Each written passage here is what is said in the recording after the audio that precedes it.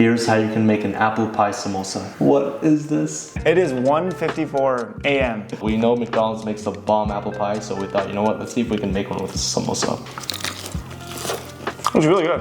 That's not bad. Better than I expected, to be honest with you. Flour, butter, mix it in with some water, a pinch of salt, and then you mix. Let's dice some Granny Smith apples. Let's grab a saucepan and add butter, brown sugar, some water, and some cinnamon. Your apples and a squeeze of lemon juice.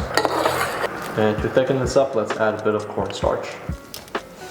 Grab the dough ball, make smaller portions, wheel it out into an oval, and then cut right in the middle. You take the top lip and you put water all across. Put your hand flat down, push your fingers towards your hand. You pinch it right in the middle, and then you flip it around and press it on the other side. Once you have this cone laid out, you basically are ready to fill. You gotta put water on it, reunite the other lip of the samosa. Sit them straight up in your fryer, just like so, and let them cook.